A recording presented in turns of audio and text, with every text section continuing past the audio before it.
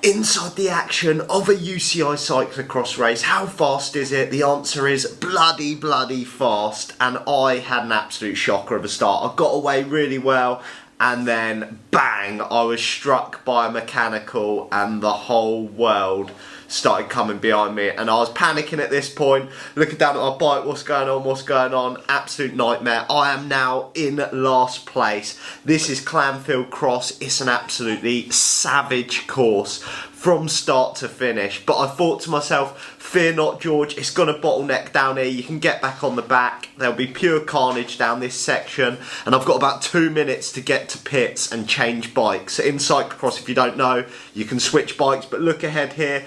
Guy tries to do a front flip, bang, and he's down. You can't park there, son. Absolute carnage off the start. And now the one goal was, you can see how slick this course is. It's all like got loads of off-camber sections, but as soon as I had to pedal my bike, there was a few problems. But thankfully in this section there was also a lot of running, so I knew I could get off, try and make up some spots and get back towards the, well, not the front of the race. The front of the race are now in a different postcode, ladies and gentlemen. They are not in the same race as me.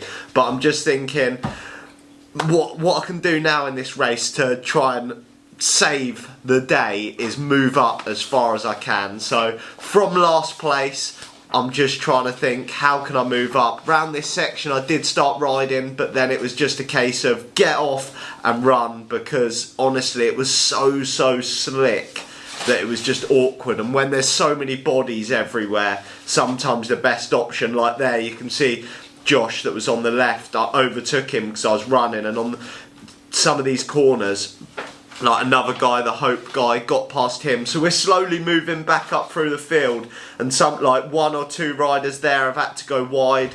I'm off running, so I've got a straight line. The only problem is we're back on the bike now, ladies and gentlemen, so yeah, I lost the places. The mechanical is top secret. I cannot tell anyone, and I'm taking it to the grave with me. And the reason is because yeah, I will get so much stick for it. But just up on the left here is the pits, so I'm about to swing in there, and you're about to see the world's slowest pit change, because I didn't have any pit crew. There is my bike on the rail there. Then I was thinking, oh god, where should I put my bike? And then I've literally just ditched it on the floor and got back going on the other bike. Now Max Verstappen would have been devastated with that pit stop. He'd have been going nuts, but I'm back pretty much in last place again after that. And you remember the lad that tried the front flip? That is him, number 40 in front of me now, I think it's Owen. And I thought, right, I need to start moving up now. I am dead last. There's absolutely no chance now of a good result, because the front riders are absolutely gone. So I'm moving up now. There's the first overtake. Your boy is going to start on an overtaking mission from last place. But yeah, basically in these UCI races, most people probably know there's an 80% rule. Once Thomas Main, the guy that's winning, gets so far ahead and you're going to get in his way, they take you off the course. So I knew today was going to be a shocker. I was ill, excuses, the bad start didn't help. But honestly, I'm just thinking, how far up can I get? What sort of result can I get out of this? You can see here a couple of riders running.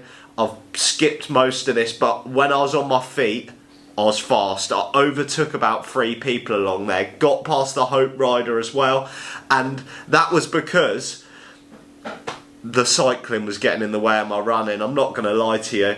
But yeah, I'm moving up again here, and then disaster strikes, ladies and gentlemen. I go to hop the hurdles, watch the guy in front of me. I don't like to blame other people, but he came across sort of like into my line. I panicked, forgot to jump, flipped over the handlebars like an absolute chopper, and then lost places again. So the Hope rider's back past me now, and honestly, it was an absolute nightmare. It shook me up a bit, that one, because that felt like a big crash. But back into the action, we're down on the bottom corners off camber, and yet again I'm back thinking, right, I've had a nightmare, I've lost a few places, I've done the old arm sling on the post, moved up a spot there, and I try and go for it again here.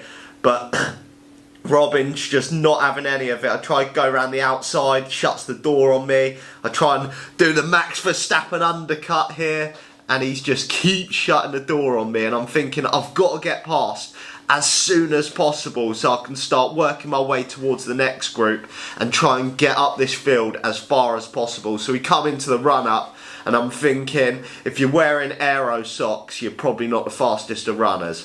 What can I say?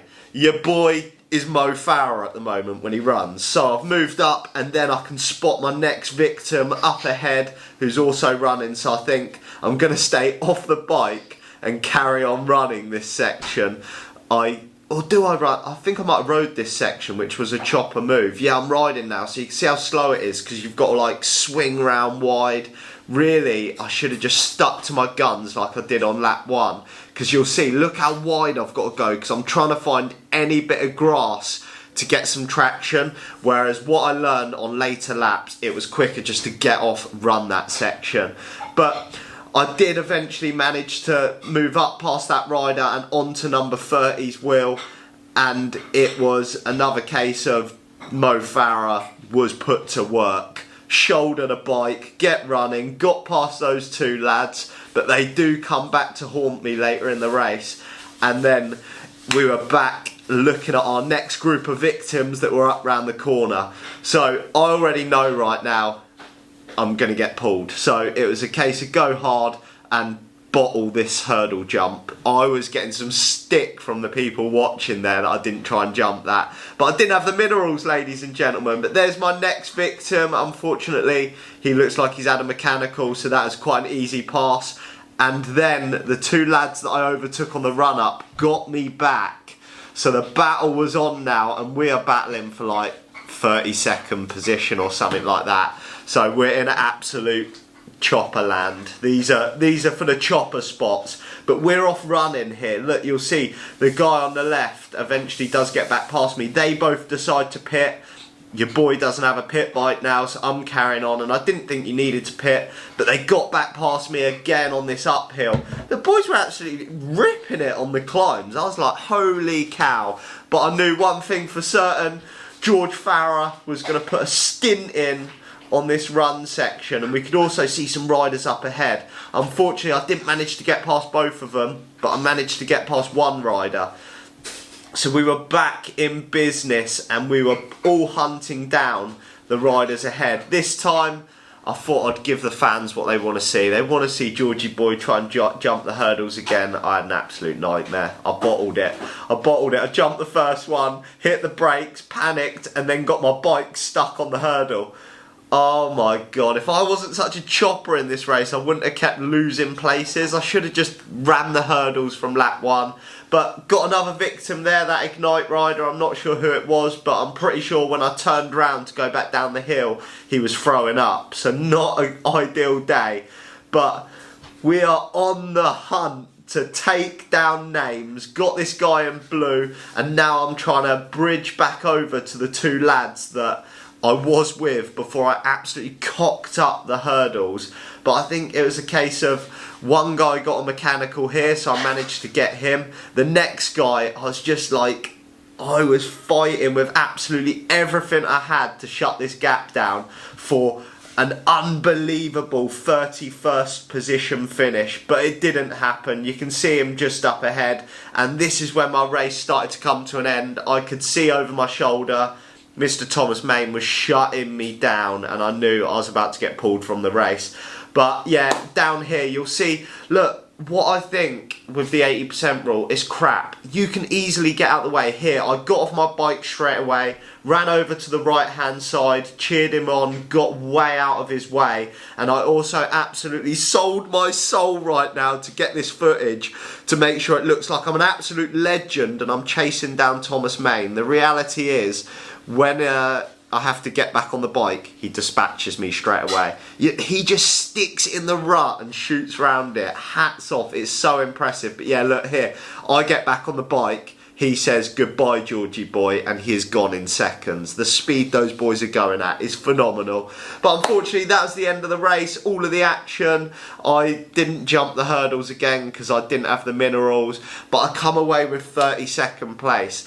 Racing at this level for me is absolutely phenomenal. The boys are so fast, the course is unbelievable. Unfortunately, I do not have, someone said, are you going to do the next round? Unfortunately not, I don't have the finances for that. But a 32nd place finish after being dead last isn't too bad out of 45. So I managed to overtake 13 people. I hope you enjoyed the video and I'll catch you in the next one.